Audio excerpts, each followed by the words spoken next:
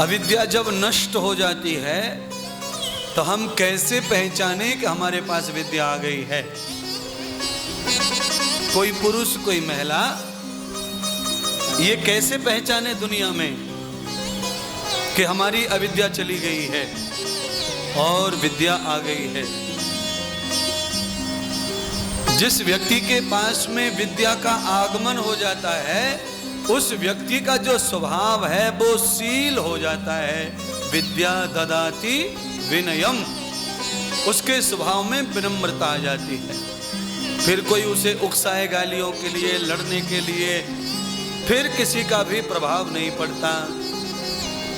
कितने भी राक्षस आ जाते हैं, दुर्जन आ जाते हैं, पर विद्यावान व्यक्ति के ऊपर फिर उनके विचारों का प्रभाव नहीं पड़ता। पानी में पत्थर गीला तो हो जाता है पर गलता नहीं है। पानी में पत्थर डाल दो भीग तो जाएगा पर गलने वाला नहीं है। अच्छा, पत्थर जैसा ही मिट्टी का ढेला डाल दो तो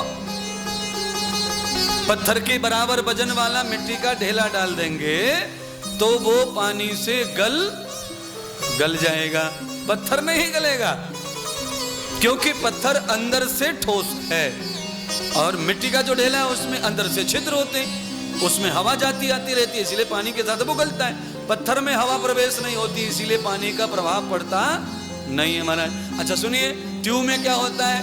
ट्यूब में हवा भर देते हैं, उसमें हवा नहीं जाती है दोबारा, इसलिए पानी भी नहीं घुसता, इसलिए वो डूबता नहीं। और जिस ट्यूब में पानी प्रवेश हो गया वो बिना डूबे रह सकता नहीं है। तो जिसमें अविद्या घुस रही है वो डूबेगा और जिसमें अविद्या प्रवेश नहीं करेगी वो डूबने वाला नहीं। अब ये होगा कैसे, संभव कैसे है ये? तो संभव करने के लिए एक हिंदी में कविता है, उसे गाते, धीरे धीरे रे मना धीरे सब कुछ होए, माली सींचत सौ घड़ा समय आत फल होए। पानी डालने के बाद में पपीता लगते नहीं है पेड़ पर पानी डालते डालते एक दिन पपीते भी लगने लग जाते हैं। आज आपने पेड़ लगा दिया और पानी डाल दिया, शाम को पपीता मांगो कैसे देगा वो तो 15 महीने के बाद लगता है पपीता। तो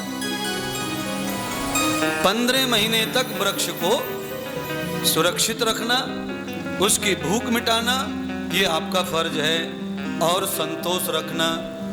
एक दिन समय आएगा आपने एक फल मांगा होगा, पपीते पे नीचे से ऊपर तक फल ही फल लटक रहे होंगे, जिनको खाने के लिए मामा चाचा मौसी को भी बुलाना पड़ेगा, तुमसे खाए जाएंगे भी नहीं।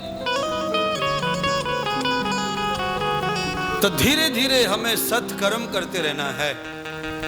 संचितम कर्मो भूषय, जैसे हम पानी डालते हैं वृक्ष में, समय आने पर फल आता है, वैसे ही थोड़ा थोड़ा सत्कर्म नित्य करते करते एक दिन वो वृक्ष इतना बड़ा हो जाता है कि उसकी छाया मिलना, लकड़ी मिलना, फूल मिलना, हवा मिलना और फल मिलना, 5 वस्तु हमें प्राप्त होने लग जाती हैं वृक्ष से। 5 चीज मिलती पेड़ से। आपके घर में आम का पेड़ हो तो बड़े फायदे हैं उसके। हवन करते हो तो हवन के लिए लकड़ी कहीं से लानी नहीं पड़ती, फूल आ जाता है। पत्तियां कलश में रखनी हो, पूजा करनी हो तो पत्ते मिलते। कोई डाल सूख जाए तो हवन में यूज हो जाती है।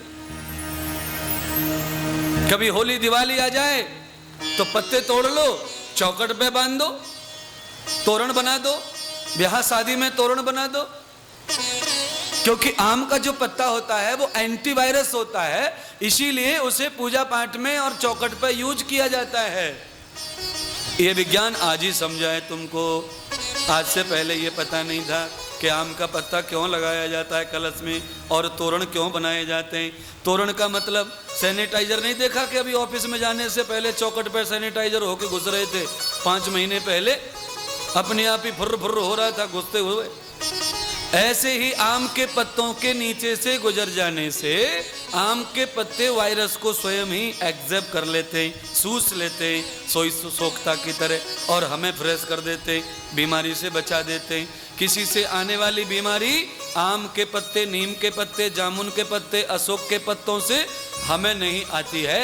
आज भी कोरोना काल में भी आम और जामुन और अशोक के पत्ते कोई लटका लेवे तो उसे मास्क लगाने की जरूरत नहीं है। हमारे उसे मास्क नहीं लगाना पड़ेगा। पर अब भूत कौन बने? आम के पत्ते माथे पे लटका के घूमेगा तो लोग बोलेंगे ये कौन आ रहा है भाई, जमूड़ा। बड़ा मुश्किल हो जाएगा, वो तो नौटंकी दिखेगा। अच्छा, शुरू में तो ये भी नौटंकी था, पर अब ये अच्छा लगने लग गया लोगों को। अब रूमाल, एक पैंट में रूमाल और एक में मास्क, डबल, और अच्छा लगता है। पहले रूमाल की चिंता थी, अब इसकी भी चिंता बढ़ी है, और आदमी को धीरे धीरे इसकी आदत भी हो जा रही है। माना प्रारंभिक जीवन में सब चीजें अटपटी लगती हैं, बाद में सब चीजें सुख देने वाली लगती हैं, आनंद देने वाली लगती है। माना